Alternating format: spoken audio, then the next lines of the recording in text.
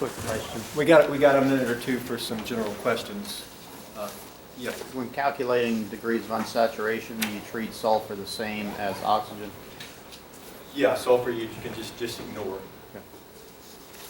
Because they make two bonds, you can just slip them in and without changing the number of H's. You can't just slip in a halogen because it only makes one bond. You have to replace an H. And you can't just slip in a nitrogen because it makes three bonds. If you slip it in, you're going to have an extra H. So, with oxygen, sulfur, you can just slip them in and you just disregard them. That's a good place to start. We'll see if there's any questions about the DUS page. Let me get some things up here.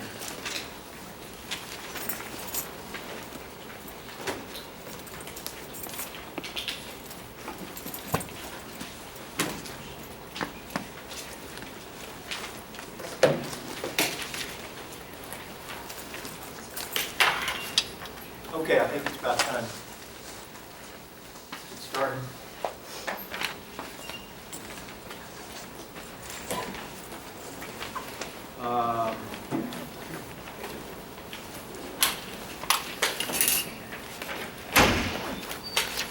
So we had the functional groups there. We had the green outline.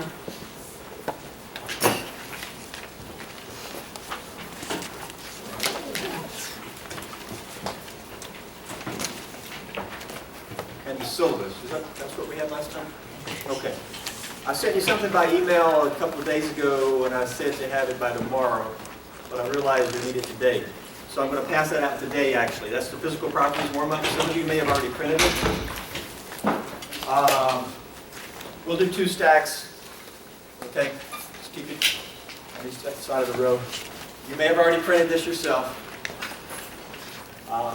Things are moving faster, and so we've got to have it today. I did send another one out this morning, which I asked for you to print by tomorrow. Now, we may or may not get to it tomorrow, but I don't want to tell you Thursday and then May we get to it tomorrow. That was on confirmations. I'll also give you, for those in lab this afternoon, I'll also give you another handout or two in lab, like I did the guys yesterday. After you check in the lab today, we'll come down and have a lecture for a little bit. Wednesday and Thursday, lab, we're doing the solubility lab, right? Okay. We'll talk more about the expectations in lab this afternoon for being prepared for that. So let's look at the functional groups. I think that's where, yes, DUS. Let's look at that, and then let's get back to the outline. We're going to be looking at hybridization largely today. Okay, any questions about the DUS page? Two ways to look at DUS, either from structure or from formula. Structure, we're looking at pi bonds. We haven't described what a pi bond is yet, but it's the second bond of a double or the second third of a triple. Or a ring. Because to put a double bond in a compound or a ring in the compound, you have to remove two H's. Okay? Anthony. For that Uranex drug, For what? the drug Uranex, Where's that one at? I don't know that. the DUS warm-up, that one bottom left.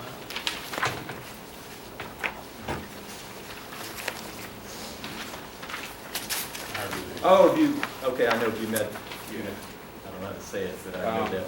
Okay, what? I might have been doing it wrong, but when I did it with the formula, I got a different DUS than just looking at it. Okay, that's because of that sulfur. Okay. Okay, sulfur can expand its octet. If you look at the sulfur, it has 12 electrons around it. The formula doesn't account for that. Okay. That's the reason why. So you would, I can tell you a little bit later why. But the formulas that we give, 2n plus 2, and also that fancy formula that I don't really describe much, it's based on octets. So, yeah. So you can draw that SO2 a different way with an octet with only single bonds. If you draw it with single bonds, you'll have two less by looking at structure. And then it should probably fit. But it's because of the sulfur. Other questions about DUS? Formula or structure?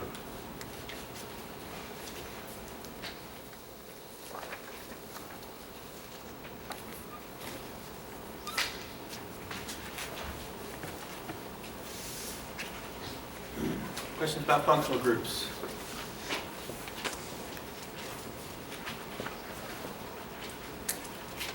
Like I said in the email, also we'll try these daily questions. These are going to be questions that sort of we can focus in on each day, okay? Lewis structures. There, we might can do one maybe if we have a short break. I think there's other times that we can maybe do some of these. But those are certainly ones I want to try to do. We'll see how it goes. Okay. Frank. For that worksheet, you sent us the worksheet, can you check those? Will there be an answer sheet after that? For that? Somebody's already asked that. We'll see about that. Okay. We'll see. Okay, so let's look at hybridization. We're down to Roman numeral 4. Let's look at methane.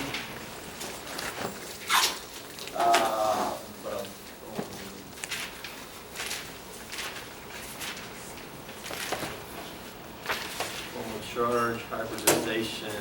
Okay, methane. We put together a Lewis structure before. Yeah. CH4. Okay, methane. This reminds me of the nomenclature. I told you in this email this morning that you need to watch the nomenclature video. Remind you of that. The handout today, everybody get a handout? Okay. It includes 2 pages on nomenclature. You need to have that with you while you're watching the video.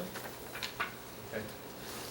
So, methane, 1 carbon, ane. It's an alkane.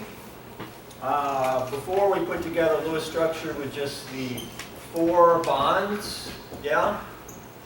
Okay? But there's a lot more to talk about here. Geometry around this carbon, hybridization. Let's look at that. First off, let's remember the ground state configuration. What was it? We had the 2s and the 2p. And carbon, and we mentioned this yesterday, that hey, if we're trying to fill this shell here with electrons, it looks like we can make 1 bond here by teaming up with some other atom, 1 bond here by teaming up with some other atom. What are you going to put here? A lone pair? And then have 2 lone pairs on the carbon? There's only 1 lone pair. Well, there's no lone pair there. What do we know about this? We know that all 4 of these bonds are equivalent. Experimental evidence tells us that. So how do you make 4 equivalent bonds with 2 different types of orbitals?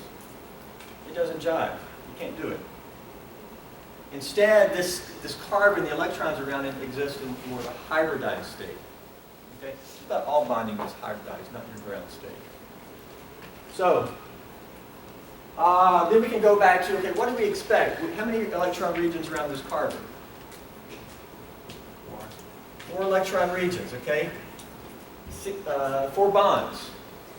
Well, you've got to be careful, not just 4 bonds, but it's 4 bonding regions. This region, that region, that region, that region. Later on, a double bond will be 1 region. Okay? This is 4 regions. What do we expect for 4 regions in terms of geometry? Tetrahedral. Yes, tetrahedral. And that's just nature. I've already mentioned at some point that if I bring in 4 balloons and tie them all together at the little part that's already tied, how will those 4 balloons spread out? Tetrahedral. It'll spread out on a tetrahedral manner. Okay? It's the same as this. Okay, well, how do we get there? And all 4 of these orbitals are the same, because that's how you get 4 equivalent bonds. So instead of this, it exists in a mixed. Okay? And this is just me on the board saying, instead of this, I'm going to show you something else. Instead of existing like this, we have, okay, let me do something before I move on. This is energy, right? Yes. 2p is higher than 2s? Okay. Let me sort of make this a little bit lower. have a little bit more gap here, okay? Instead of these here, we're going to combine all these and make 4 equivalent orbitals. That is, we're going to put all 4 in a blender, blend it up, and then we're going to scoop out 4 identical orbitals. Now, what is this all really based on? It's really all based on math, okay? But, okay, this is blending it up. Hit the blender, okay? What do we get out? Well, now we're going to get out 4 identical things, and we're going to put boom, boom, boom, boom. Now, I put these in a certain energy because they're going to fall between this original. Why? Because you're mixing 3 of these and 1 lower one. The blend is going to be somewhere in between. But is the energy going to be closer to the P or to the S? Yeah, because you mix 3 Ps. It's like mixing 3 scoops of chocolate and 1 scoop of vanilla. Is your blend going to be more chocolatey or more vanilla-y? Well, if you mix 3 scoops of chocolate versus 1 vanilla, your blend is going to be more chocolatey, right? Okay, it's just like that. So in terms of energy here, now later on, when we do another one, we can assess. So we get 4 equivalent hybrid orbitals, or mixed orbitals, okay, with a certain energy and a certain shape. We know the original shape here. We drew these before, right? Okay, this is going to have a blended shape. What do we call these now? Do we call this an s orbital? SP3. We call these sp3 orbitals. That's very simplistic. That's just what was blended. Because what do we blend? We blended an S and 3 Ps. Now, how many sp3 orbitals did we make? 4. That's an sp3, that's an sp, but they're all equivalent. 4 equivalent. Okay? Really, this is all based on math, or it can be understood by doing complicated math, and math verifies this. But also your experimental evidence verifies we've got 4 equivalent orbitals. Now, how many valence electrons you got? Well, they're there. 1, 2, 3, 4, right? Okay? Now they sit here, and this is almost like your new ground state, but don't call it ground state. But it's now like this. Now we're ready to, now let's do some bonding here. Now we can come in with an H. Remember how we came in with the H electron and teamed up with the carbon electron? Now we can come in with the H, okay? The X is the electron from the H. So we can team up with the carbon electron and make a bond. We can team up with that and make a bond.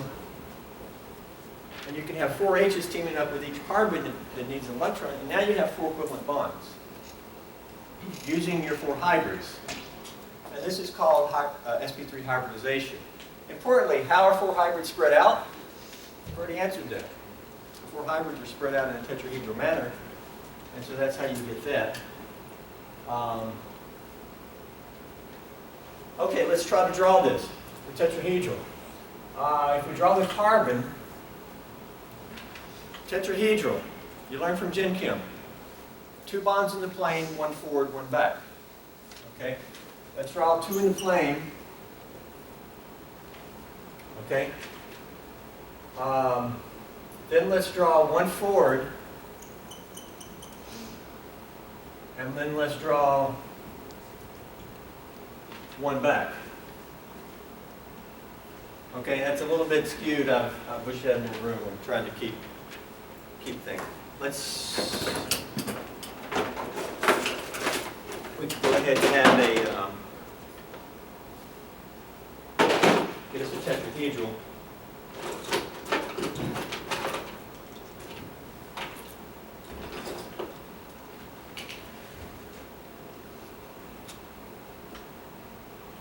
Okay. I'm trying to draw this on the board like this. 1 straight up. You see it straight up there? That's in the plane of the board. And there's 1 going that way in the plane of the board. That is, if you look at the 1 straight up that way, it's flat like the board. Pretend like this is the board here. See how that's in the plane of the board? But the other 2, one's forward towards you guys. And you show that with a bolded. And it gets bigger as it comes out. And so you sort of do it like this. Like as it's coming out, it's getting bigger as it comes towards you. The other one, which perhaps could have been drawn a little bit more down, I'd have to try 10 times to get this right. Okay, we'll look at pictures. All right, but it's the one going. Here's the board now. It's the one going behind the board, and a little bit to the left. Okay, so that's it. Tetrahedral, 2 in the plane, 1 forward, 1 back. Okay, now a tetrahedral is always like that. Do we always draw it? No. I mean, I put up that thing like this, but this is not correct, right? Once we understand it's tetrahedral, we know it's really like this. For example, this from 9th grade geometry is what type of bond angle? 90. Isn't that 90 degrees? Yeah. Okay, but see, that's not right, because the bond angles for a tetrahedral are what? You can see it from the ones that are in the plane. This is 109.5. Now that can vary, okay, depending on some things. It can be compressed. I'll never talk about any variation. Okay, but you probably heard some of that in Gen Chem, like ammonia. The bonds are actually compressed a little bit. Okay, so what we get here is things are spread out 109.5. All of them are. Any of these you can look at. It's 109.5. So look at that angle. See, it's not 90. If it was 90, it'd come across like that. By being 3D and tetrahedral, these are able to spread out more, and you get a greater bond angle.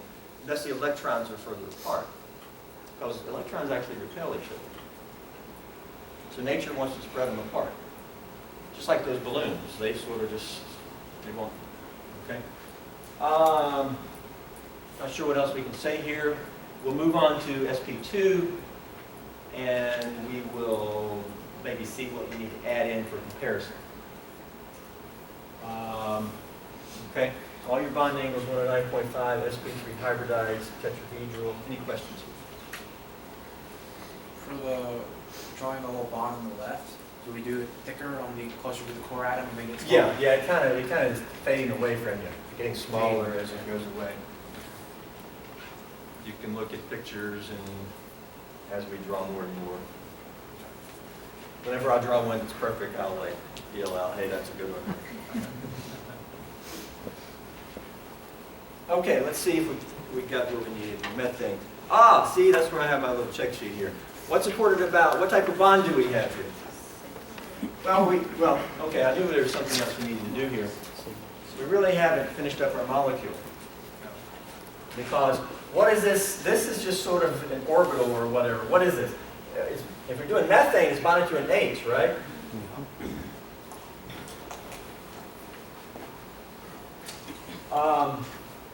Yeah, let's come back to this. We need more here. These are really just line bonds. Really, what do we have here? We've got these orbitals. Oh yeah, we need to look at some other things. This is really an orbital. It's really an orbital here. Okay? Those are supposed to be equivalent. What shape are these hybrids? Similar to a... Somewhere between S and P shape. Okay? So it's not S and it's not P. Okay? Which ones are going to look more like? P. P, because we blended 3 P's and only 1 S. Okay? Now, what it actually looks like is a little bit, we don't really need to do that. What we need to be able to do is, okay, compare sp3 to sp2. Okay, and one thing that will help us is percent S character. What is the percent S of this orbital? 25. Well, it was 3 parts P, 1 part S, so it's, what's the part S? 25. 25% S. That'll be important to help us compare things. Now, the more S character your orbital has, is your orbital going to be longer or shorter? More S character. Shorter. Yeah, the more S character, the more shorter it's going to be. Because if you talk about this being your distance, that versus that, the more that it takes on this character, it's going to be shorter, right? What about fatter and rounder? The more S character, it's going to be sort of more fatter and rounder. Okay? So the absolute, what it looks like, is not as important as with making comparisons between different ones. And understanding percent S character should help you do that. When we talk about bond lengths, that'll be important. Okay.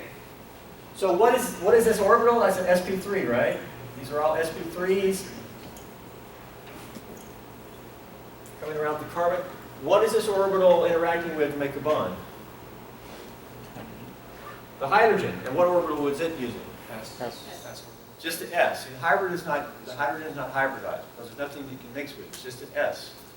So this is interacting with just an S. Okay? That's the 1s orbital, the hydrogen. Okay? We can draw the H there. And then what do we ultimately have?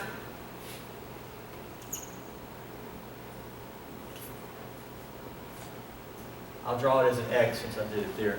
We have 2 electrons sitting in this where the orbitals are overlapping. And at that point it gets real thick, that book that thick, of the actual, what is the bond. But we're just going to usually just say they're just interacting and what orbitals are interacting. Okay? We're not going to go into molecular orbitals. Okay? So what orbitals are interacting? The sp3 and the 1s are interacting to make what type of bond? Sigma. Sigma bond. Why is it called a sigma bond? It's sigma bond because it's head to head overlap. Now with the circle there, it really doesn't seem to be a head. But we can illustrate that with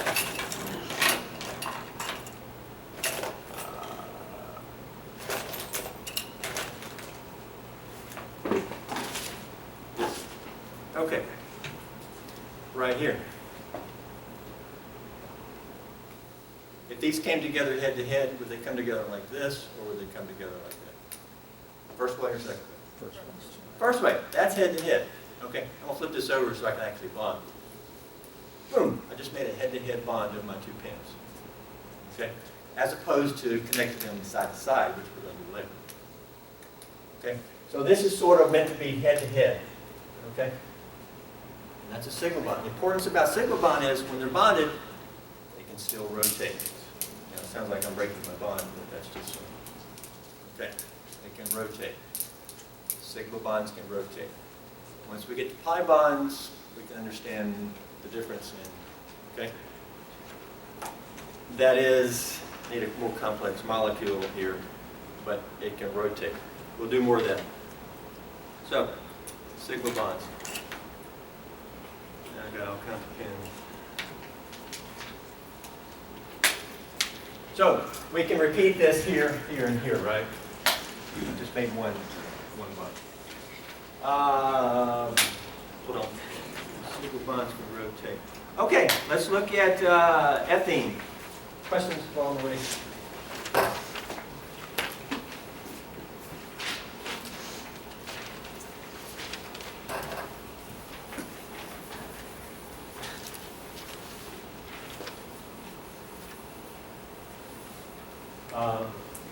We might want to have that.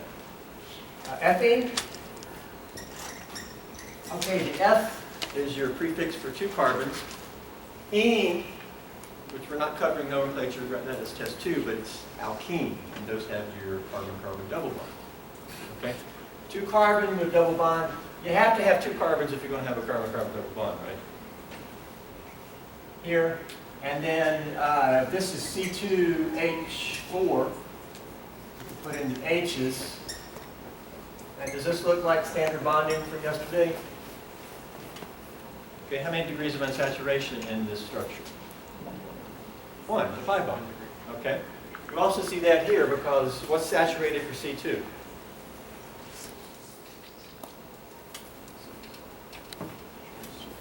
Karen? It's on the DUS page, right? Give me 600. 2n plus 2, where n is 2, 2n plus 2 would be 6. We don't have 6. We only have 4. That means we're missing 2. For every 2 you're missing, it's 1 DUS. And there you see your DUS.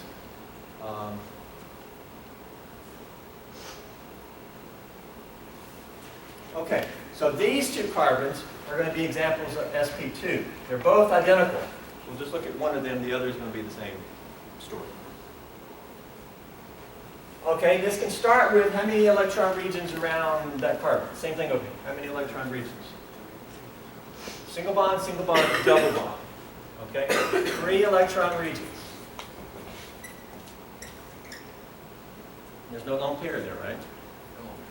Okay. If I brought 3 balloons in and tied them together, how would they spread out? They would spread out in a trigonoplanar arrangement. Okay? This is trigonoplanar. I think we can erase.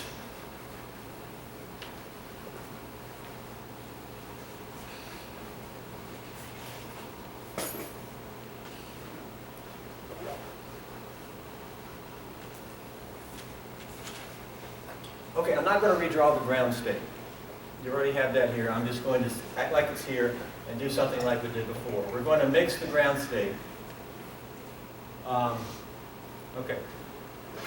Now, based on the name of this, sp2, what was combined? 2 P's and 1 S and only 2 P's. Okay? That was what's combined. So you mix an S and 2 P's, S plus 2 P's, that's what we're going to mix. I might kind of need the original. I'm trying to give us more space up here. If we mix that, we're going to get, we're going to get 3 hybrids. Because importantly, if you mix 3, you get 3. If you mix 17, you're going to get 17. Okay? So you mix 3, you get 3 mixed hybrids. Okay? But very importantly, what is left over that was not mixed? P. Yeah, there's still 1 P.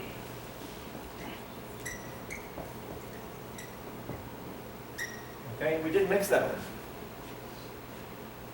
And these are the orbitals that are on this atom, right? Okay. What are the 3 hybrids called? These are called sp2 hybrids. sp2 orbitals. There's 3 of them. They're spread out in trigonoplanar arrangement. We'll look at that. Importantly, what's the percent S character? 33.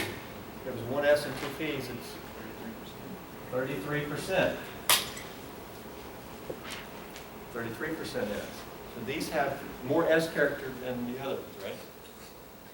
What does that tell you about the length? These are going to be shorter because they're more like S and a little more rounder. Okay. Most books don't show the different shapes because it's more the relative. I do have a book that it shows some actual computational shapes of them. They're a lot more rounded than you would think. But again, it's all generated from a lot of math. Okay, let's see. We put in our valence electrons. How many do we have? Okay. Now, when you put them in here, you might think from Aufbau principle that you pair up here before going up here. We're actually going to have one here. Okay? And those are your 4 valence electrons. And now we can make 4 bonds. Because that carbon is making 4 bonds, right? 2 bonds to H. Okay? Now, instead of writing an X, since I have 2 different types of atoms, I'm going to write the actual H. So what is that? That's 1 electron from carbon teaming up with 1 electron from the H to make a CH bond using a hybrid. And you've got 2 of those. What else is this carbon bonded to? We counted for that bond shown there. What else is it bonded to? Over here. Okay? 1 bond, 2 bonds.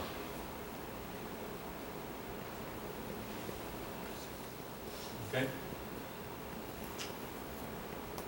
This carbon owns 4. It's teaming up with one of those to make another bond, teaming up with one of those to make another bond. But it's also teaming up with one of the electrons from that carbon to make a carbon-carbon bond, and it's doing it twice.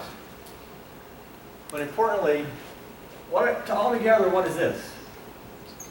I bond. That's your double bond, which consists of what? Sigma plus one. One sigma bond. We'll clarify this because what type of bonds do you make with hybrids? Sigma. They're always going to be sigma. I don't know if that's always, but for us, I think it's always going to be sigma. Okay. Now, what type of bonds do you make with p orbitals? Those are going to be pi bonds, and we'll look at this. What and what type of overlap it is. Okay. That's what we got there. Your hybrids set your geometry. 3 hybrids, you're going to plane. What's left over? Let's draw this. Now, I've lost our absolute energy ranking here, but we can compare. Is your sp2 hybrids, are they lower in energy or higher in energy than the sp3? Lower. Percent S helps you answer lots of the questions. More S character in these, right? So if it's more S character, are they going to be higher or lower in energy? Carrington?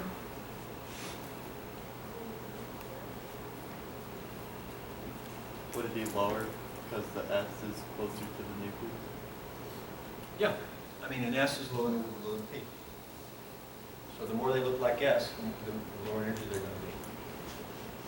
Now, the lower in energy, that means electrons, that means, importantly, that means bonds, maybe those orbitals are going to be strong. Okay? Lower energy orbitals are going to give you stronger bonds. So that's one of the main reasons. The other main reason is going to be because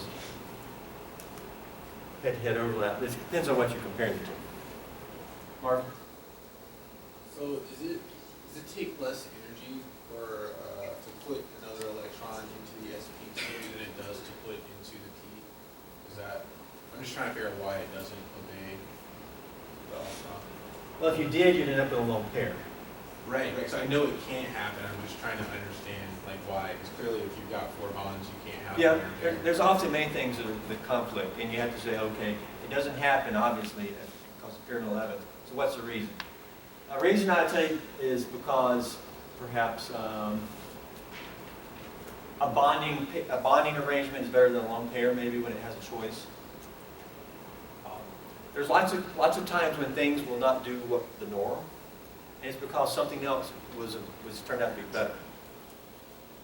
The bonding would be more stable because of a lot of octet. Maybe the bonding would be more stable than on a free lone pair. There could be other reasons we could think about.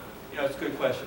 And that's why I mentioned it. I said, hey, we're actually putting one up here, but it might look peculiar from our off-ball principle.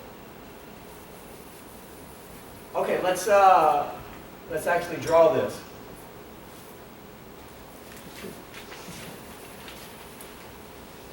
Okay, let's see here. Let's just focus in on the carbon we're working with. Hybrids. The hybrids are spread out in what trigonal planar? Okay. So let's do one here. Now see, I'm not going to try to make this look like the actual shape. You're going to say, hey, doesn't that look like a p orbital? I mean, I just can't draw them like they actually look. Just understand the relative difference. And this is ultimately going to be an sp2. Importantly is how they spread out. That should be the same. Okay? Like this. Approximately. That should be a little bit more. That's supposed to be trigonal plane. Now I can probably do it better if I do just lines. Boom, boom, boom. Does that look trigonal planar? Okay. Now I could maybe start with that. Since it's planar, that means everything's in the plane of the board. Nothing's forward, nothing's back. Right? What's the bond angle here? 120. I'll put that up eventually. 120, right? Trigonal planar, 120. Okay, 120, 120, 120 for a total of 360, I think. Okay, well, let's go ahead and put the orbitals here. Draw the lines first, have to do that. Okay. So what is this sp2 interacting with? Well, it's the same thing. It's interacting with the H, 2 electrons. Okay? I'm not going to be as complete as I was the first time. Okay? So this is an sp2 and the 1s interacting, where before we had sp3 and 1s interacting. Same thing here. We've got 2 CH bonds. What is this bonded to? Carbon. It's actually the other carbon. The other carbon is the exact same thing. Let's put it up here. It's trigonal planar. I'm going to put it closer. If you draw a trigonal planar, we can do that. And we can make one this way, one that way, and one that way. It's a repeat of the one on the right. This is sp2.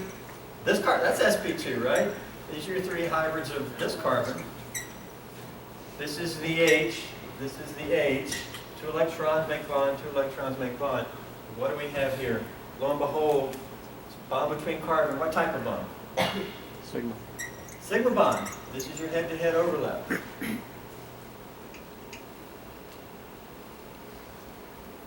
But here it's 2 hybrids interacting. Where here it was a hybrid and a 1s interacting. Okay? What's left over on each carbon that we haven't drawn yet? A p orbital. Okay? P orbital's left over. Don't forget it up there. How is it oriented to this hybrid system? Straight out of the It's perpendicular to it. That is, if the hybrid's on the board, the p orbital is actually coming out perpendicular or orthogonal. Now, if I draw the hybrids like this, then it would be coming straight up. Okay. Now, I can't draw anything straight out. So I'm going to have to just do it like this. Now, I'm going to make it longer since it looks longer than the hybrid. But the hybrid should be shorter because it's got 33% S. So this is the P. This carbon over here also has one. So this is where it looks a little odd because you're like, how did this bond? And this has 1 electron, that has 1 electron, right? If this is the original carbon, I'll call this electron C. So we have an arrow and a C. An arrow and a C. How are they interacting? Looks like they can't, but they're interacting side to side. The way I drew it, it's sort of far apart, and you're like, how are they doing that? Okay? They're interacting side to side, not head to head. But what we have here is, you got the head to head, but what else do we have here? You also have a bond where you have 2 orbitals interacting side to side. And the electron density of each side to side overlap. Now, the important thing about side to side is you cannot rotate. See, sigma you can rotate all day long, they stay bonded. So if I rotate, yes, they may be still bonded or attached at the pivot points, but that's the only place they're bonded. And that's essentially breaking the bond. Okay? So if you try to, if I'm over here and I'm rotating this end, okay, you can't do it without breaking the bond. And the bond is typically not going to break. So when you have pi bond, important consideration is it restricts your rotation. And we'll do more of that when we get into alkenes. And why alkenes have isomers because of restricted rotation. Now, the pi bond can be broken. For example, if you sit some alkenes in the sunlight on the roof, you can get some chemistry, and the mechanism is thought to be that the bond is first broken due to energy from the sun. and there's mechanisms of how that occurs. And when we say there's mechanisms, that means there is theory that has been investigated to understand what's going on. And we can discuss and show that theory. Okay, so you see the double bond here? Now, pi bond interacting, you have, if the rest is flat, the original was flat, let's pretend it's flat on the board, and then you have two p orbitals left over. They're going to be sticking up like this. Okay? Now, they're along the way, but if they're interacting side to side, part of the side is above the plane, part of the side is below the plane. So we'll talk about the above and below plane. Okay? You have some interacting above up here with the top half of my two pins, but then the bottom half of my pins are interacting below the plane. Okay? I think we covered everything there. Can't rotate. Questions? Does the molecular orbital created by the pi bonds, is it that they can now travel freely between them, or what does it look like? We're only doing valence bond. Who is that, Martin? Yeah. We're only doing valence bonding here. Okay. I'll make a comment about molecular orbitals. When you get into molecular orbitals, what's a molecular orbital? First off, the orbitals we're drawing are still atomic orbitals. They're just mixed, hybrid atomic orbitals. A molecular orbital is an orbital that no longer is just on an atom, and it's kind of interacting with the orbitals of another atom. You have a situation or theory where the one orbital is spread over all the atoms. This is even higher level now. It's a different bonding theory. Some advanced, theoreticians, that's all they want to do is molecular orbital theory. You just can't teach them about theory at the introductory level. Okay. You might say, well, how much is this really true? Well, it's largely true, but there are some times when it doesn't work out, and I'll give you an example. In science there can be maybe two different major theories. Some people support one theory, some people support the other. One theory is very workable and works 99% of the time. The other theory maybe works 100%, but it's not accessible to the introductory student, and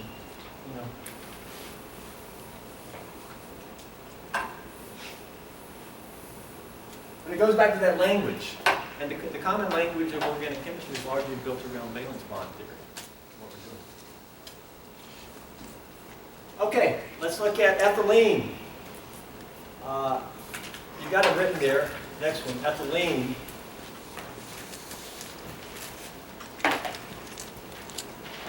This is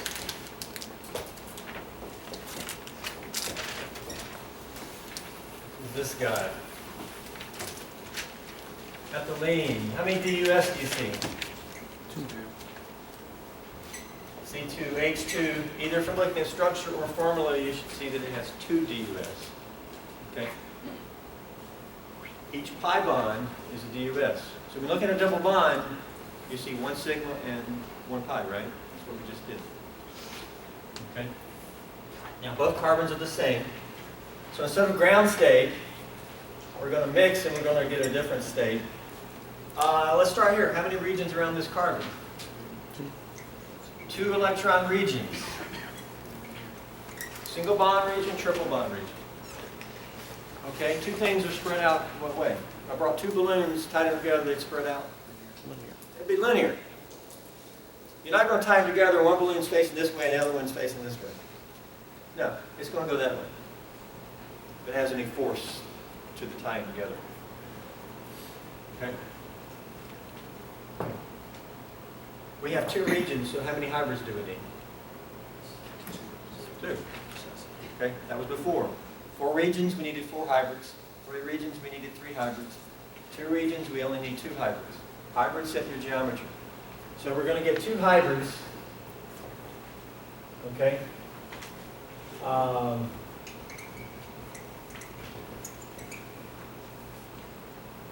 This is 2. We call them SP2. I'm sorry.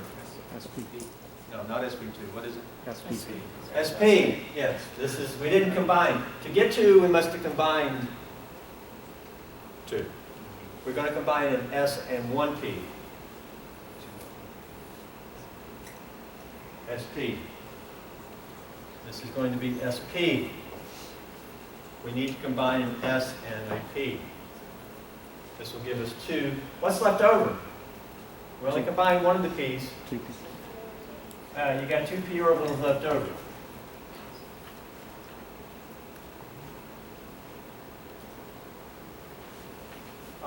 We put in our 4 valence electrons. And again, they are indeed like this, as opposed to pairing up at the end. Now we can make 4 bonds by bringing in an electron and teaming up there. What's this carbon bonded to? Bonded to an H. Okay. And what else is it bonded to? Carbon. Carbon, carbon, carbon. All together, what is this? Triple bond. Triple bond. And the triple bond consists of what types of bonds? 1 sigma, 2 pi. 1 sigma, because you make sigmas with hybrids.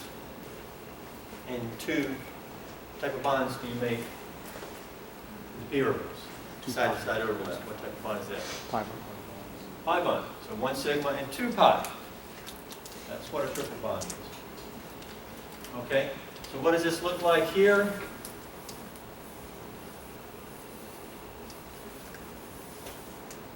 Your hybrids are, set your geometry, and 2 things are going to be linear. Okay? So linear.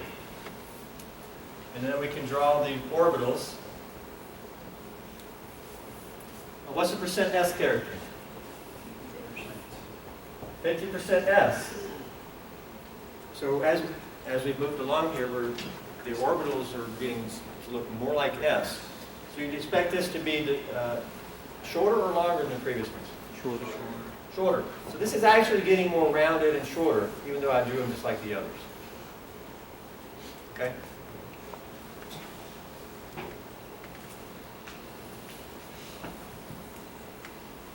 This is your hybrids, hybrid set geometry.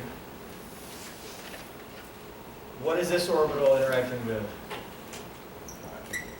The H electron to make a sigma bond. What is this guy interacting with? Well, we got another carbon over here that's the same exact thing. Okay? It's also sp linear. What do we have here? Sigma. It's a carbon-carbon sigma bond made from interaction of what type of orbitals? SP. sp and sp interacting head-to-head to make sigma bond. That's an sp with the 1s. Okay? That's the same thing over there. What else is on the carbon? There's your hybrids. I mean, if we focus in on 1 carbon, that's the same. 2 hybrids, linear. What else is left on the carbon? 2 P's. Okay, now 1 P is 1 P is in the plane. Everything's on the plane of the board. Nothing's forward or back yet. The other P is coming out, orthogonal or perpendicular to the plane.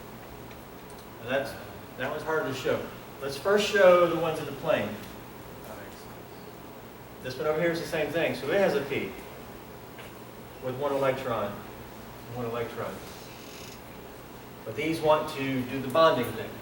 They interact to form a covalent bond. What type of covalent bond? There's 1 pi bond.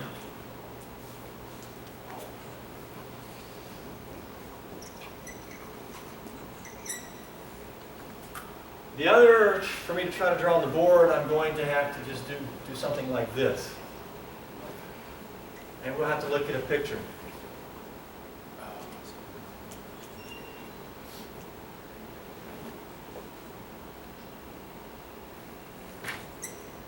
This is not going to turn out. Again, I'd have to draw it 10 times. What do we have here? We have the two coming out this way, and they're interacting like this. This side of the plane and the other side of the plane. Remember when I showed you top and bottom of the plane? Here the plane is the board.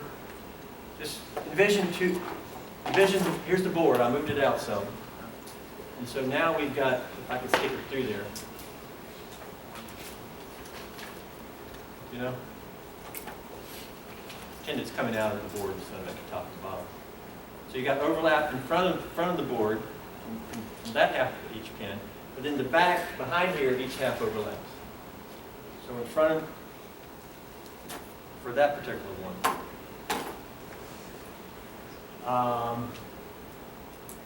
So this is the second pylon. Let's look at a picture, that'll be better. Before we do that, any questions here? So when you see a triple bond, you see one sigma, and then you see the two pi bonds. I think in the handout, this is in the functional groups, VUS.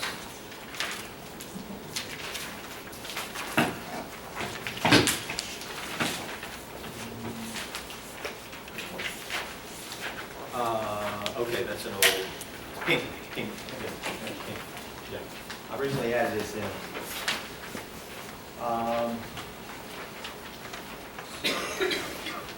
So these are a little bit better views. Let's start with the one we just were on.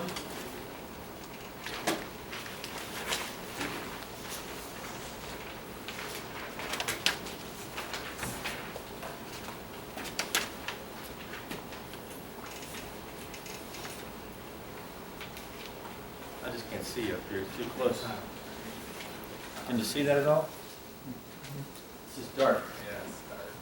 The colored pages aren't showing up as well in here. Okay, you have it on your paper. It's at the bottom down here. Is this sort of what we drew? We just drew? But it's probably nicer. The bottom of that pink. Okay. You should probably also pictures like that in your book. You can kind of see.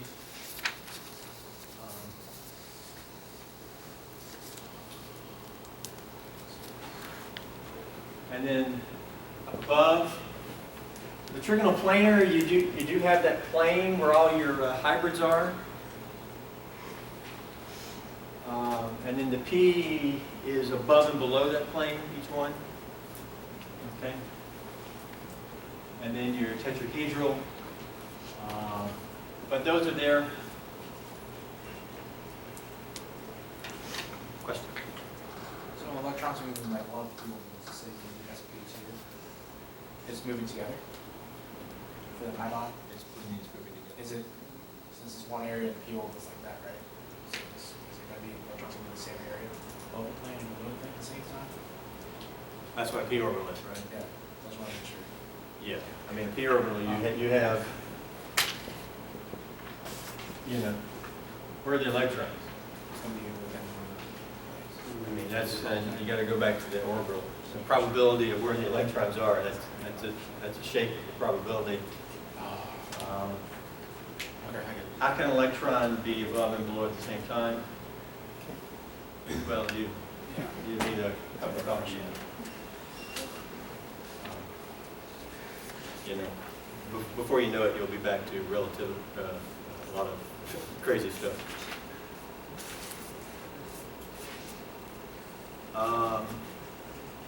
Okay, let's see where we're at. All right, let's look at some examples. Okay, on the very back, well, that's a good page. Good page. I've attempted, we've already said this, but I've attempted to draw orbitals. Okay. One thing we didn't talk about in drawing the orbitals is if we go back to tetrahedral, between the plane, one forward and one back. Okay, if you draw in the orbital, there's actually this back lobe that's never drawn. Okay, it is if it's complete. Because if you actually combine, how do you combine these things? If you take an S and then a P, let's just combine an S and a P. There's the S and there's the P. Now, the orbital has a certain phase. We can denote that with a plus. Now, with the P, it's plus and minus. Okay? Now, this side, because they're both plus, they're going to constructively interact. And so, if we have here, I'll draw it. It's going to be opposite of that.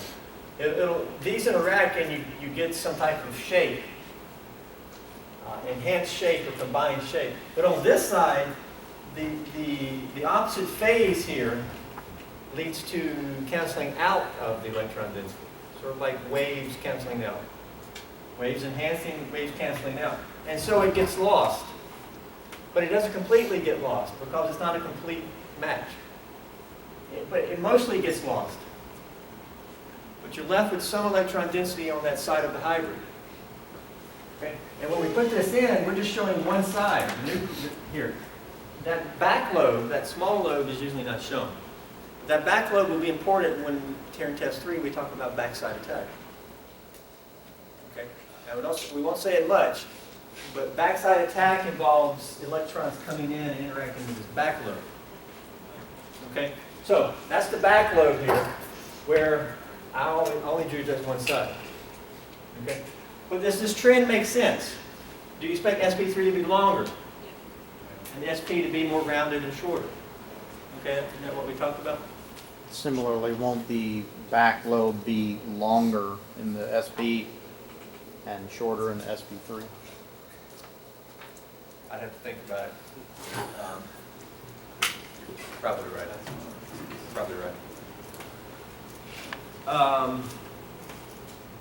Okay, let's look at the back of that pink sheet. We're already there. Down to the table. Important in that table is your bond lengths. We see sort of the different compounds we looked at. Okay, when you see this compound ethane, you see that both carbons are sp3. Okay, you have to recognize hybridization. We'll do some examples of that.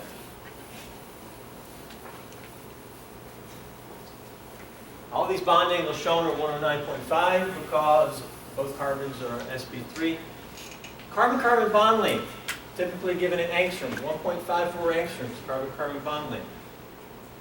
Let's compare that to ethylene.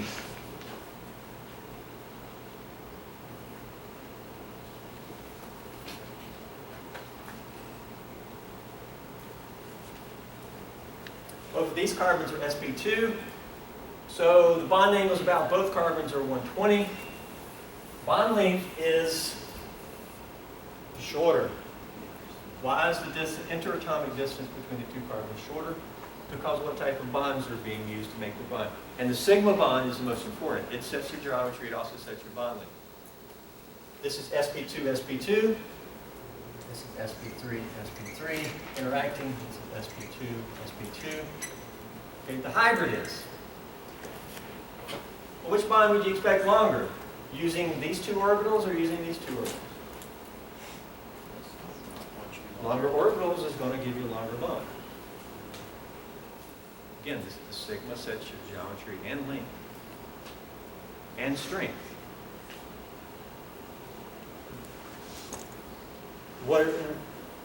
This sigma bond is made from interacting with what two types of orbitals? SP, SP, that's what we just got through with, and then there's two P's. Sigma, all the bond angles are 180. Carbon-carbon interatomic distance is even shorter because you're using shorter orbitals to make the carbon-carbon bond. The sigma. Okay. Strength of the carbon-carbon bond. Now this is a little bit misleading. It looks like maybe they're just talking about one bond. What are they just talking about? The sigma bond? They're not talking about the sigma bond. Maybe if you call that bonding. They're talking about the entire bonding strand.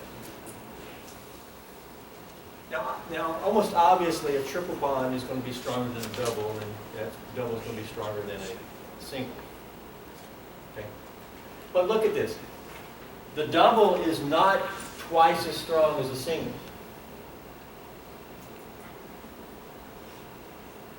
Because the single is a sigma bond. Is the double two sigma bonds? No, it's a sigma and a pi. And the pi is not as strong of a bond. Side-to-side overlap is not as strong. You might think, well, it seems like it should be stronger. It might be because of the sort of the distance away those are. But the pi bond is not as strong.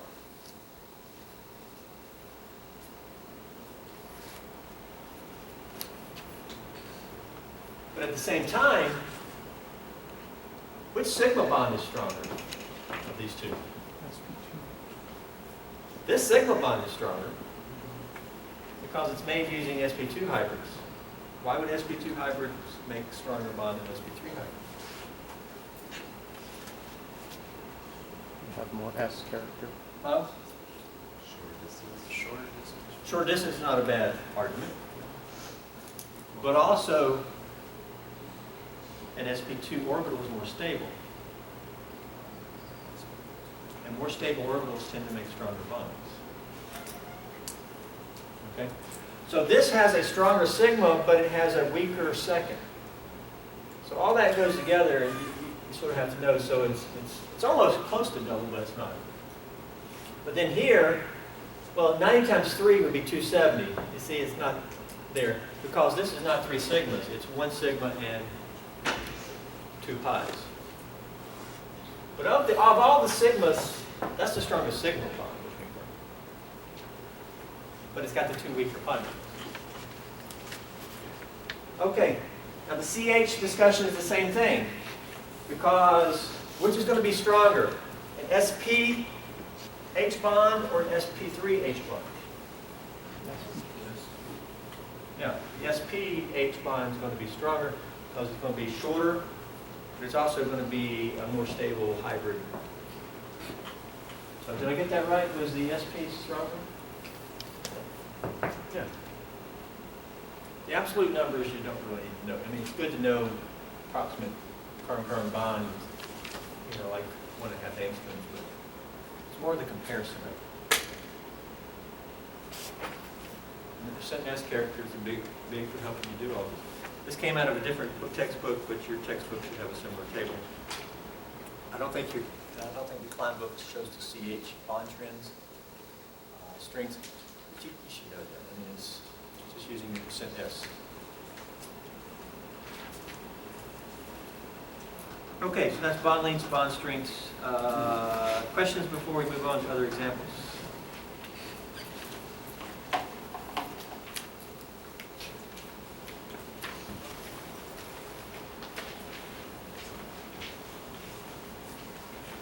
I think there's one at the bottom, right, for us to kind of do some examples, predicting hybridization. So the more double, triple bonding you have around a single bond, the shorter that single bond will be. You could sum it up that way, but you need to understand why. It boils down to we're doing SP hybrids, SP hybridization. Okay, let's look at the one at the bottom. Let's see what we can ask here. Prozac. Rank bonds A through C in order from longest to shortest. Okay, A through C, which is longest? Okay. Okay, your hybrids set through geometry and length. We need to talk about the hybrid. What's the hybridization of each of these carbons? What type of, first of all, this is the sigma bond, right? Your single bonds are sigma bonds. What type of orbitals are interacting to make this bond? So sp3. It's got to be sp3, sp3. Let me erase that. What's the hybridization of carbon? Well, How many H's are on it? Two. 2. So how many regions around that carbon? 4. 4 is sp3. And from that point, we discussed a lot about it. That carbon's the same thing. How many H's? 1. Carbon has 4 regions, sp3. An sp3 atom only has sp3 orbitals. There was nothing left over. So that is being made by sp3 interacting. Okay. That's sp3, that's all it has. What hybrid is this carbon using to interact with that hybrid? SP2. Yes, see this is sp2. How many regions around that carbon? Single bond, double. It's sp2. What does that mean? It's got 3 hybrids and 1 p. Is this carbon using its p orbital to make this bond? No. The p orbital is there is being used to make which bond? So a double bond of that. Double bonds are made using p orbitals.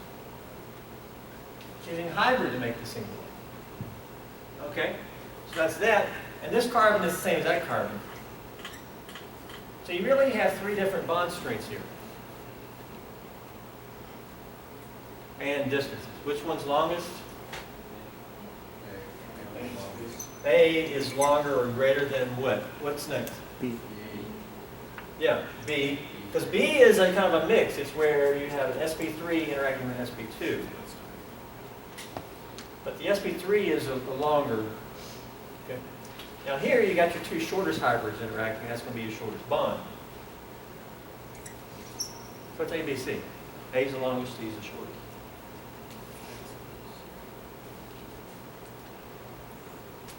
While we got this up here, what's the hybridization of the oxygen? SP3. What's missing on the oxygen? Lone pair. 2 lone pairs. We talked about standard bonding yesterday. Okay? What's the hybridization of that oxygen? Dylan? How did you get sp3? This 4 electron region. 4 electron regions.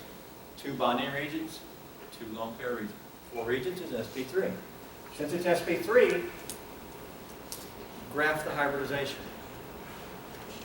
That's what we did each time. I mixed and then I graphed the hybridization.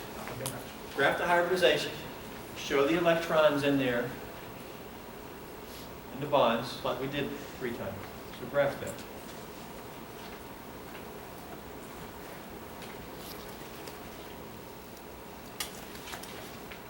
Basically the setup of what we had.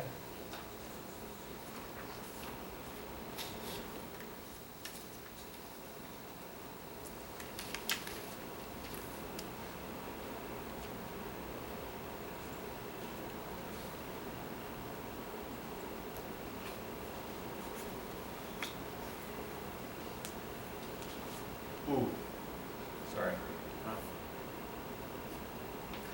I just realized that this is going to be an exception, and we shouldn't start with the exception. Okay. Let's come back. Let's do the nitrogen first, and then come back to the oxygen. Can we do that? Okay. Do the nitrogen. What's there's 1 lone pair there, right?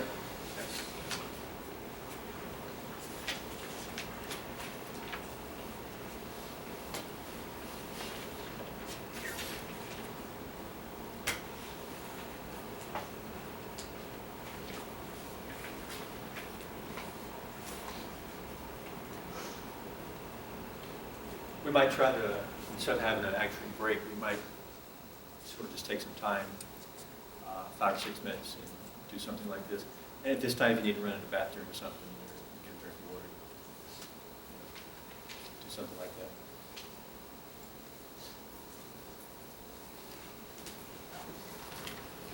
So, what's the hybridization of the nitrogen? SP3. Right, it's the same thing. I approached it very systematically, the same types of questions you need to ask. First thing was how many electron regions around the nitrogen? 3 bonds, 1 lone pair. It's going to be sp3. A lone pair is a region. Since it's sp3, what's it going to look like? Pyramidal.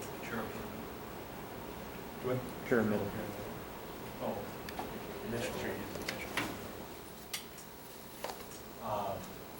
You mentioned trigonopyramidal. I never discuss anything except electron geometry. Oh, just make sure. Trigonopyramidal would be molecular geometry. I don't go there. I don't see how you can ignore the lone pair. So I will never call it that. I'll call it tetrahedral. But in terms of what would the orbitals look like? How many hybrids are we going to have? 4. 4. Because we mix S and 3 Ps, we get 4 hybrids.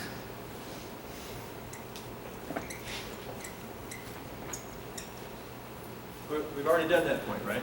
It's just like with the carbon. It's sp3, so we get that. Is there a P left over or anything? No, we combined them all. Put everything into the blender. Okay. Now, how many valence electrons does nitrogen have? 5. Everybody got, we'll refer to periodic table. Again, periodic table on the back. I have that handy. Okay. Nitrogen's 5. We can go ahead and put the 5 in. 1, 2, 3, 4, 5. Remember yesterday, instead of this, I was doing 1, 2, 3, 4, and then what did I do? Paired up. Okay? So I did that yesterday. We hadn't got to this point. Okay. Now we need 3 bonds. Is this nitrogen making 3 bonds? Yes. What is it bonded to? Hydrogen, carbon, carbon. Okay? It's bonded to H, carbon, and carbon. What type of bonds? Those are all sigma bonds using hybrids. Okay? This is it. And so when you see this, what do we have here? It's the nitrogen sp3 interacting with the carbon. What's the carbon hybridization? sp3. sp3. So this is an sp3 overlap. That's an sp3 1s overlap. This is an sp3 overlap. But then the lone pair is in what type of orbital? sp3. The lone pair is also in a hybrid. It's just sitting there by itself, not bonding to anything. And so if you want to draw that out, it's the same old thing, we just got a lone pair thrown into the mix here. The geometry is what? Pyramidal. Tetrahedral. Okay, 2 in the plane, 1 forward, and 1 back. This is to an H. This is to another carbon. This is to another carbon. What can we? Now these are orbitals, right? You want to show the orbitals. And it's interacting. Okay, another orbital, another orbital. This is an orbital. But what is in this orbital that's going back? Lone pair. Yeah, see, that's just a lone pair.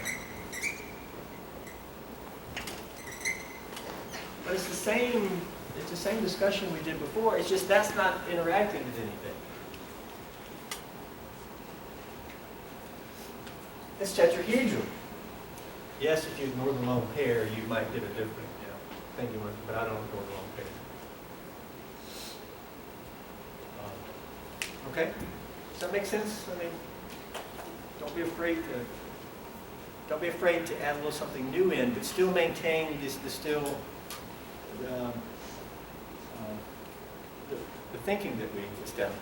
Wouldn't the bond angles be longer, since the electronegativity of the lone pair is going to push the hydrogen and the carbon Right. back? As I mentioned earlier, I'm not going to ask you anything other than 1 and 9.5. Okay. I just don't get into it. There's so much variation. How do you predict it? I mean, to me, it's just too cumbersome. Or It seems that is for the, why is the S orbital hybridized since you had a lone pair and you made a lone pair? I know that it does, there's some understanding why it does. you want to keep maybe a lone pair and an S, and then maybe. Yeah, I knew that's not what happened, but. Okay, well, let's look at it. And then you want to make the 3 bonds using the p orbitals? Well, p orbitals are 90 degrees to each other. So if you did that, all of your 3 bonds would be 90 degrees. In this scenario, they're not 90, they're 1 and 9.5. Nature would prefer 1 and 9.5. And that's probably the driving force. So it's the repulsion from the electrons, the Right. forces. But wouldn't it, if we use P's to make the 3 bonds, Aren't these 90 degrees to each other? Yes. Okay. But see, that's ground state. That's sort of like, again, I said, when is ground state only used? That's sort of the initial bookkeeping of Gen Chem, and you kind of go from there. Ground state is probably, it has to be more important than I'm thinking it is. But, Well, ground state's your lowest energy state, and everything else is compared to that, I would think. it's not the lowest energy state here. No, I mean, just if the atom were by itself. Yeah.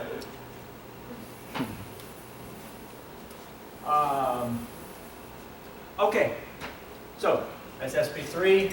Importantly, we'll talk about what type of orbitals is lone pair in. What type of orbitals is lone pair in? Already answered that, right? Okay. You're going to have to know where lone pairs are at. Okay. Now let's do the oxygen.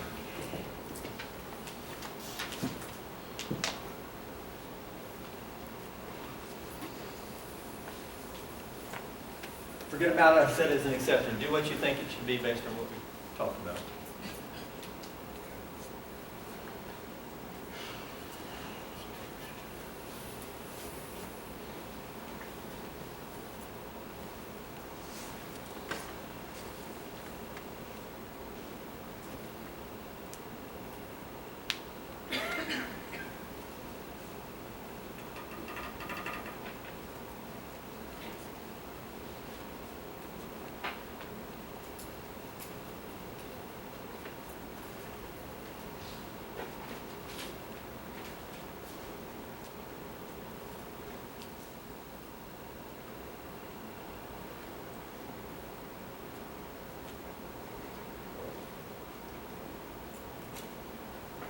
Okay. How many electron regions? Four. So what do we expect? SP3. Tetrahedral, which means SP3. sp3, and so we have 4 sp3s. Okay? And there's nothing left over. We mixed them all. Okay? How many valence electrons does the oxygen have? 6. Now, that's important. It's not always going to be 6. Does that one have 6 valence electrons that it brought to the bonding dance? Yeah. Because it owns 2, 4, one of these. It owns 6, and so that's how many. Okay. Here are the 6. 1, 2, 3, 4, 5, 6. Remember yesterday we went around and we paired up, and we got 2 lone pairs? Well, there they are. Okay. Now we can make 2 bonds. What is this oxygen bonding to? Carbon. Carbon. There are your 2 sigma bonds. What else is there? Lone pair. And I could draw a tetrahedral. If I did it, I would draw it just like this, 2 in the plane. But 2 of these orbitals would have what? Lone pairs. The other 2 would be participating in bonding. Okay. Well, here's the exception. It's a major exception. This oxygen is actually sp2. Okay?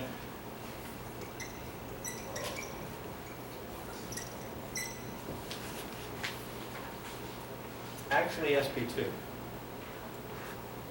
Why? Apparently because this is better bonding, lower energy. All right? That's the simple. Now I'm telling you that it's sp2, now graph it. That is, put up sp2, and first thing you should be able to do is draw your sp2s. And how many of those are there? 3. There's 3, right? What's left over? P orbital.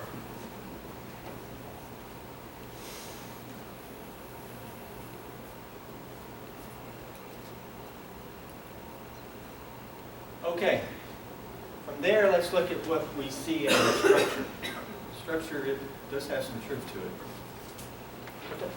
What type of bonds do you see this oxygen making? June?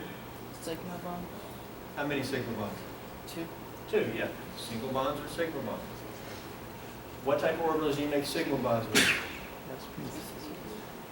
Hybrids. Sigma bond to carbon, sigma bond to carbon.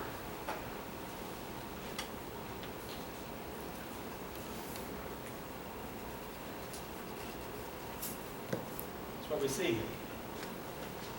I'm approaching it on kind of what we see in the building there. Now, how many more valence electrons we need to put up there? 4 more. Okay. Are they bonding electrons or lone pairs? Put your lone pairs in. Where are you going to put them? At this point, it's sort of default. Where do they have to go? One's in P, one's in S. One is here, and one is here. They're your 2 lone pairs.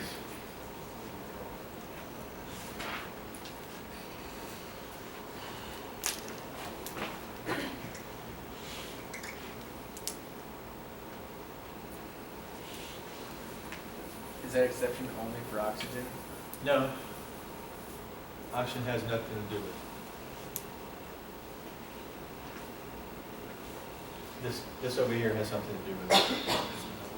We'll get to there. Okay. Now that it's that, let's draw the oxygen.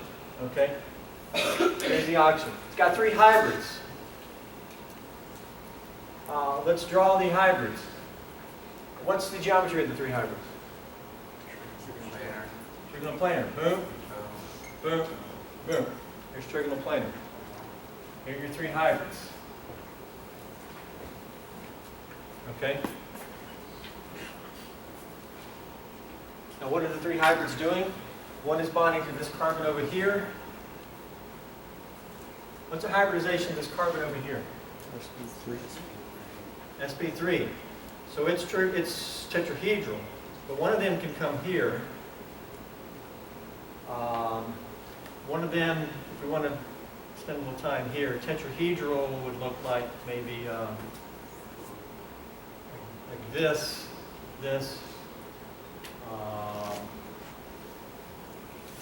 one forward and one back. Okay? But I just want to focus on this here. And so this is an sp3 interacting with what from the oxygen? sp2. 2 electrons make bond. All these are sp2. This we're going to bond to the other carbon. Before we do that, what's in this hybrid? Lone pair. Okay? Hybrids. Lone pair, bond, bond. Lone pair, bond, bond. This guy over here. This carbon over here is what geometry? What's its hybridization? SP2. sp2. So there's 3 regions. So it's trigonoplanar. It's going to be boom, boom, boom, trigonoplanar. That's supposed to be the same size. Okay. sp2, sp2, sp2. So here we have a hybrid here. What's left over on the oxygen? Or the carbon? They're both sp2. What's left over? First, let's look at the carbon. It's no exception. You should have known that there's a p orbital left over there, right? It's there. Okay? It's got 1 electron. Now, here's why you get the exception. If we had made this sp3, we would have a tetrahedral manner, and you'd have 2 lone pairs like this. Instead, we made this sp2, and what's left over?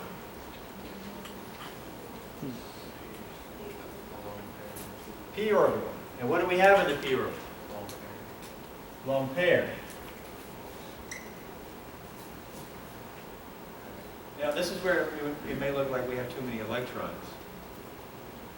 But now we are able to get side-to-side overlap here.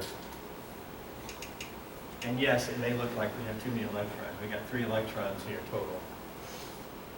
Okay. here's the summary of the take home. If we put the lone pair in a P, we can have more P orbital overlap. Because if we put this in a sigma, would you have this P orbital overlap I showed? No, it would just be sitting out here in a sigma and it wouldn't be interacting, it wouldn't be bonding. I put it in a P, we have more orbital overlap. We're using that lone pair, putting it in a P, and the increased orbital overlap of the P orbitals is the driving force of doing this exception. How do you recognize this? Here you go. Here's how you recognize it. Anytime a lone pair is next to a P orbital, do we have a lone pair next to a P orbital? Anytime it is, the lone pair is going to want to be in a P orbital, unless there's reasons it can't be, but it's going to be rare. This is the beginning of the foundation of resonance, which is really P orbital overlap. This allows us an increased amount of P orbital overlap by setting it up like this. Again, because if you had done sp3, you wouldn't have this P orbital. You got to think about it. There's plenty of examples in the workbook. Anytime a lone pair is next to a P orbital, lone pair is going to be there. Understanding that really allows us to understand reactivity of certain types of atoms. Question? Since the p orbitals are full, or at least the oxygen, then why isn't it repulse the other electron? Like why do they want to share? That's a good question. Maybe that molecular orbital stuff is part of this answer. Yeah. So having that diffuse electron cloud makes it more stable, so to speak. I don't know if you call it diffuse, but does everybody agree bonding is a good thing? It was not always a good thing. I mean, in organic 2, we'll look at anti-aromatic, where orbital overlap is actually bad. But up to now, orbital overlap should be a good thing. We got some increased orbital overlap. Yes, to the question about electrons repelling. Good question. How do we know this is? You can look at molecules. The closest way is like X-ray crystallography. If you do an X-ray crystal structure of this molecule, and you look at this bond angle, based on what I told you the exception, what's the bond angle here? 120. 120, because it's sp2 trigonal planar. And if you look at an X-ray crystallography of this, you'll see a 120 bond angle. It won't be 109.5, and then you have to say, well, why is it 120? Well, I just told you the theory of why we think it's 120, what's going on. Okay, we need to move on. Let's see where we're at.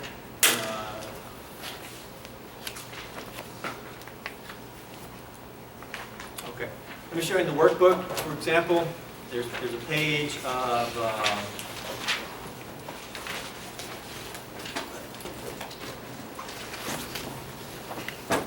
there's lots of drug structures here.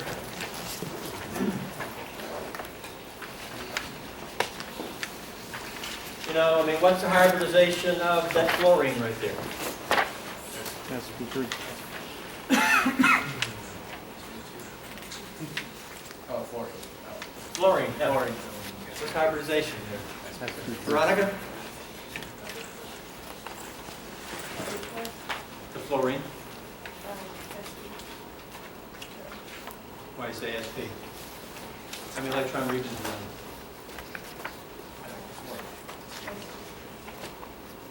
Got 4 electron regions around it, right? Okay, what do you expect, sp3? Do you want to stick with sp3 or do you want to consider an exception? Is there a p orbital next door? If there's a p orbital next door, is one of the lone pairs going to want to be in a p orbital? For that to happen, what type of hybridization are you going to have to imagine and say it is? Right, that's it, okay. But on the next page, it asks you to graph such, okay? The graphing. I'm the only one I've ever seen do that. I've never seen anybody do it other than the introductory carbons. And actually, a lot of books will lie to you. They'll tell you that chlorine as SP3. Because they don't want to get into the exception. But then later on in chapter 18, all of a sudden it becomes SP2. Okay? I'm laying some foundation here. Okay? Okay? So, there's lots of questions, either this page or the next, graphene, hybridization, bond length, etc. Of course, your textbook should also have things. Let's move on to the newer handout of the day.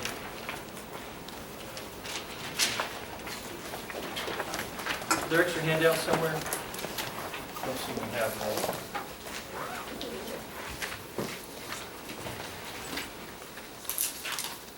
Thank you. Okay, physical properties. Hugely important. Start looking at physical properties. And from there, we can move on to working with compounds in the lab, analyzing compounds based on how we expect them to behave, etc. Here's some introductory questions. You didn't have this ahead of time. You can look at them. We'll be looking at things like polarity, boiling point, intermolecular forces, okay, etc. Solubility, which we're doing in the lab later this week, acid-base chemistry down the road. There's some questions on the next page. Some of those are more application questions. I do want you to see how what we're learning is relevant to other fields. Hopefully that type of stuff will also be of interest to you. Let's look at polarity of covalent bonds.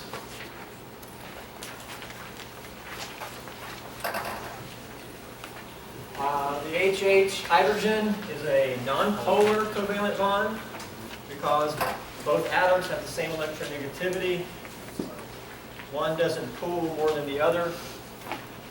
And so if you look at the electrons here, they're sort of, the electron cloud is sort of equally distributed between the two, as opposed to being skewed toward one or the other.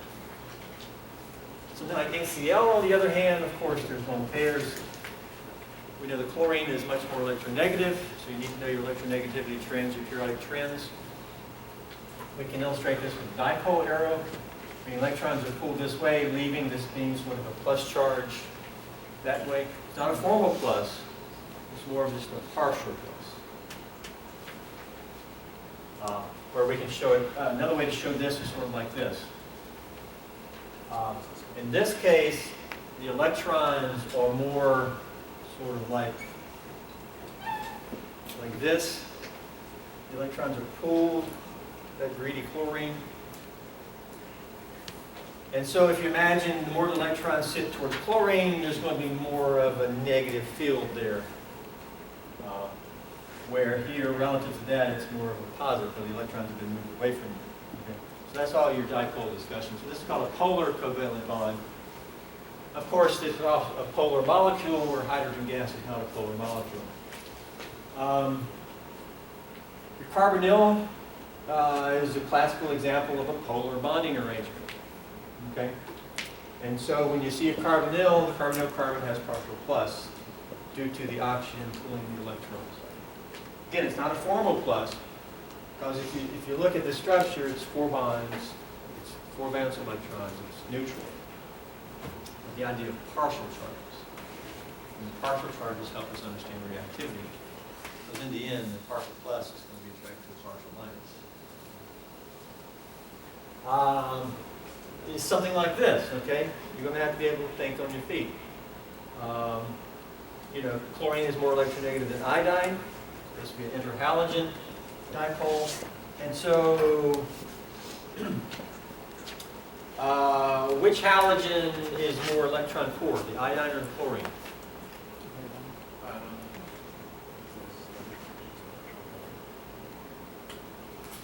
Right?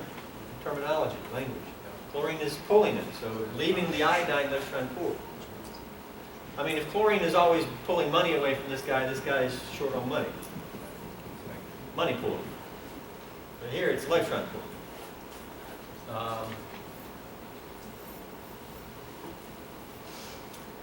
let's see, how about down here? Show the dipole there.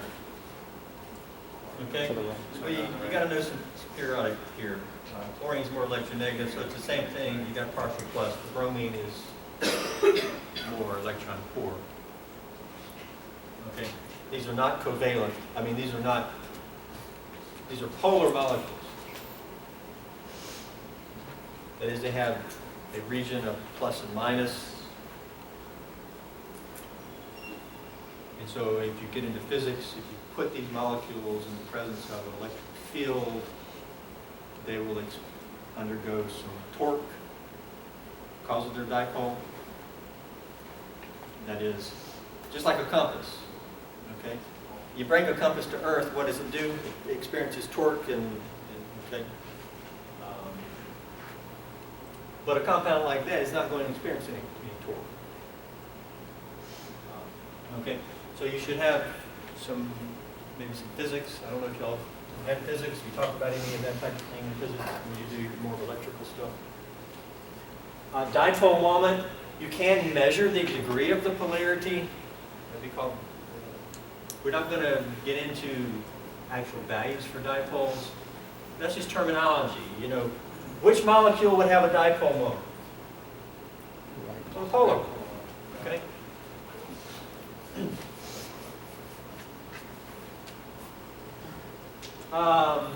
Over here, down the road, we'll do more, you know, here.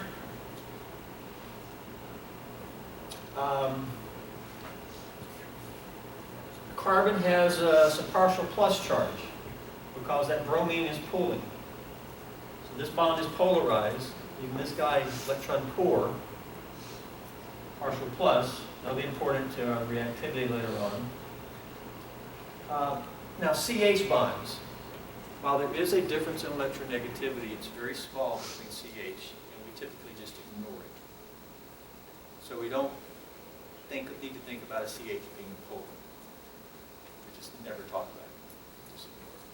Important thing is here, in partial plus, partial minus. Okay. The other important thing here is your geometry. Okay. Water. If shown like this, now here we have two dipoles within the same molecule. And when you have more than one, you have to say, do they cancel each other out? And so here, we have dipole this way because the oxygen is pooling. The oxygen is pulling here. And these look like they're equal in opposite directions. And so they should cancel each other out, right? Why am I wrong here? Bent Going geometry. towards the same. Because this is not really a linear molecule. What's the hybridization of the oxygen? It's tetrahedral, right? And so we could have two in the plane, one back, one forward. I mean, if you make your lone pairs here, put your H's here, you see that it's bent. Okay? And so you have here and you have here. Are those two equal and opposite? No. Opposite would be having one down here to oppose that one. But it's not. Instead, we got no geometry. Then these vectors can be summed up to give the overall dipole moment and the direction of the dipole moment, which would look like what? It would look sort of just something like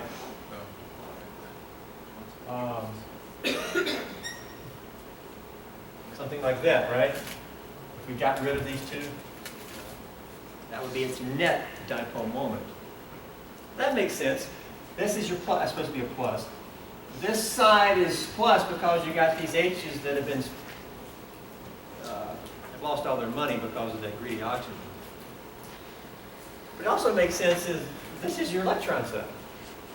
That's an added thing to consider with water. And so you have this plus region and you have more of the minus region here. Which this indicates the minuses flow this way. Okay, let's look at some below. Question? Just want to make sure, so for dipole movements, we need to consider the molecular geometry. Certainly. And we'll do some below. Let's do some examples. Okay, we just did water. So the question, polar or not? Yes. Yes. Polar. That's really what we just said. It has this permanent dipole moment because the individual dipoles don't cancel.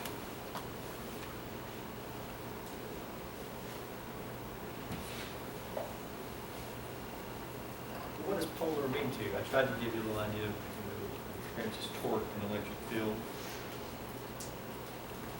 Because if we put this in an electric field, this end is going to line up a certain way, so it'll kind of torque or spin, okay? So we can predict outcomes.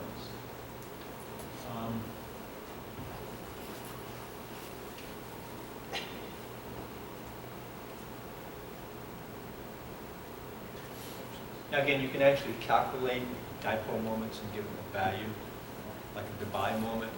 That's based on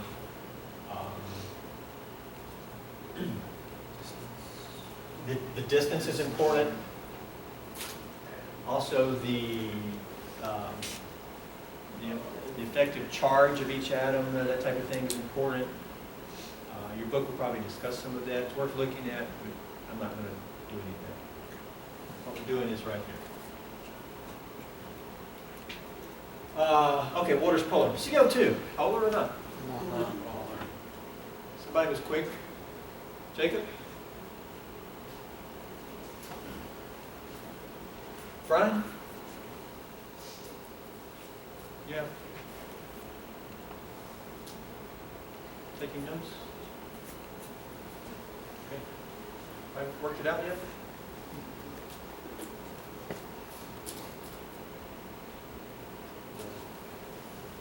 They'll cancel out because they'll each give a double bond and add Yep. two on Is it the Matthew? No. What's your name? Peter. Peter. Yeah. Cancel out? Yeah. Okay. What's the structure here? Can you do low structure of CO2?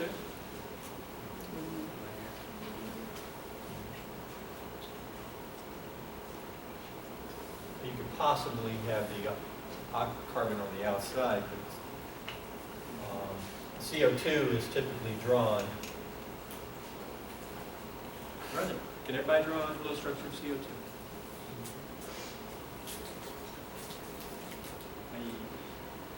You may not be able to draw it in 5 seconds, but in 15 seconds. Okay? If you can't draw a low structure of CO2, then you should say, hey, I need to practice a low structure. Okay? Now, I'm not going to do it systematically because we just don't have time every time, but here we go. It's going to be, okay? But I encourage you to think systematically. And within it, the more you work, the more it becomes a little bit more intuitive. Carbon making 4 bonds, oxygen 2 bonds, 2 lone pairs. Here you go, CO2. Show individual dipoles like that. Oxygen is greedy. Oxygen is greedy that way. Are those equal and opposite? Will they cancel out? Okay. Dipoles cancel. Non-polar.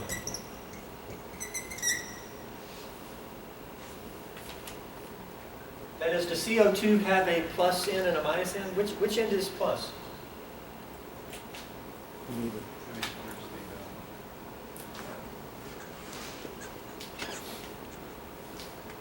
Okay, there is some partial plus here, but in this in the end is what? Negative? Negative? Okay, you put this in electric field, which way is it going to torque?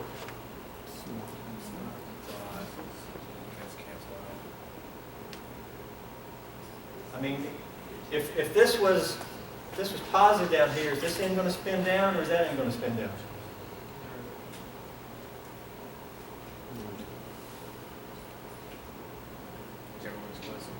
Do I say? Well, and I will tell you, I'm trying to think more physics, and some of you guys may be able to more. In the end, it's non-polar molecule because the vectors cancel out. Well, what does that really mean? How is polarity judged? Okay? If this comes up in physics, sort of think about it and try to relate it back to this. Okay? CO2 is non-polar, and so what are the consequences of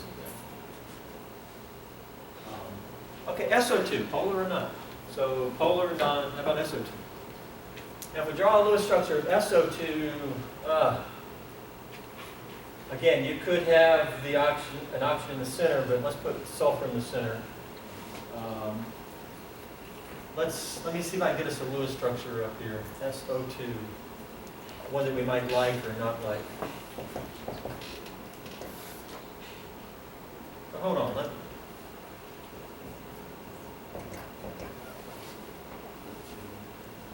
What do you think?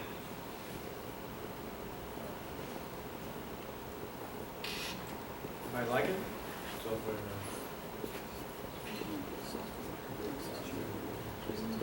Missing electrons? How do you know it's missing electrons? Sulfur's in the same family as oxygen. Because how many valence electrons we have? 18. How many am I showing here? 2, 4, 6, 8, 10, 12, 14, 16. Only showing 16. I need to show 2 more to have a complete. Where do you want to show the other 2?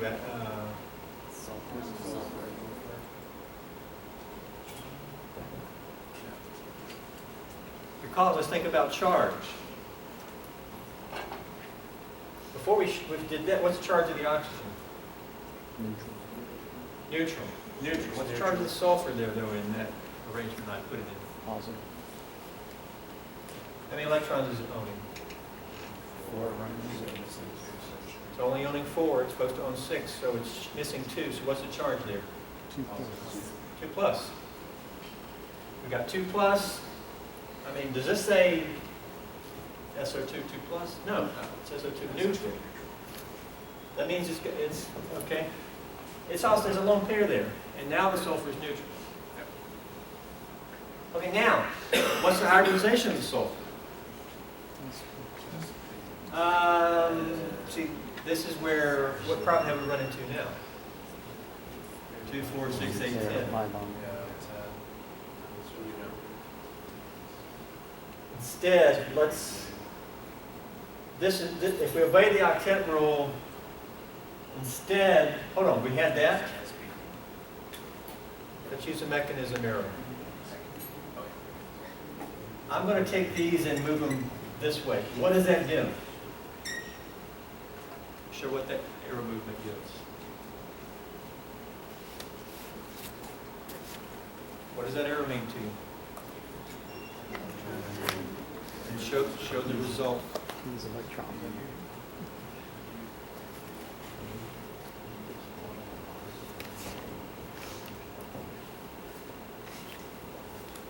How many lone pairs now on oxygen? Yes, this means the bonding pair, I'm moving it onto oxygen as a lone pair. That would give this. Now what's the charge? That's actually minus now, and this is, yeah.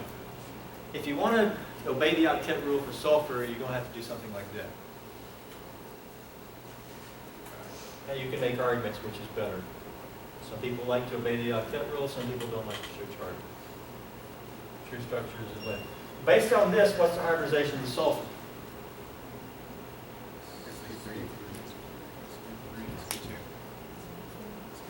It should be the same here. sp2. 3 regions. Since it's 3 regions, what's the geometry? Trigonoplanar. So it's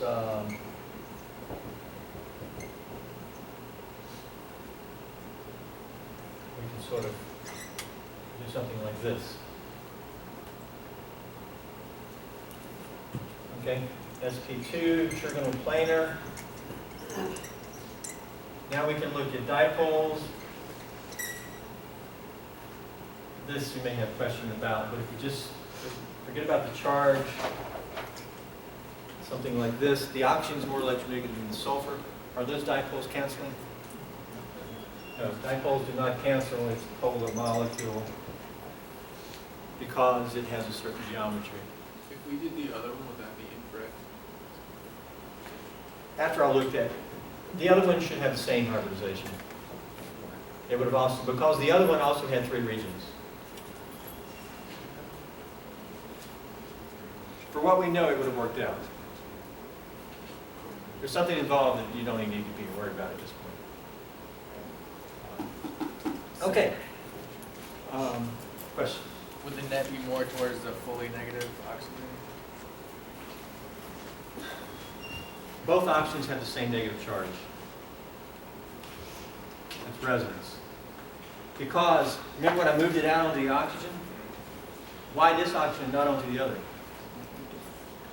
See, what's going on is the electrons are moved out sort of equally to each oxygen. And that gets into blurred bonding or resonance. Come back to this in a month. Read about resonance, delocalized bonding. Okay, I think we need to finish up. Let's see, we got CCl4. Please answer these. Not right now, but then look ahead at physical properties. Okay, I expect you to have looked at it a lot of this.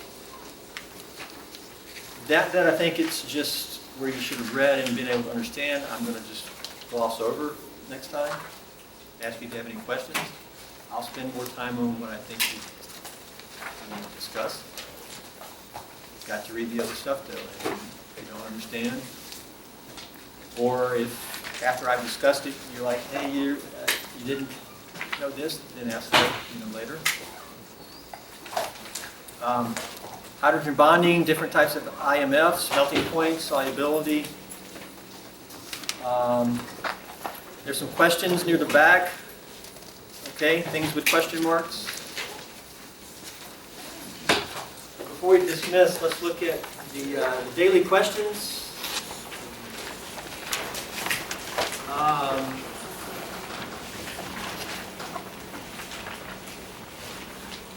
Yesterday in lab lecture we looked at the first one. Today will be the same.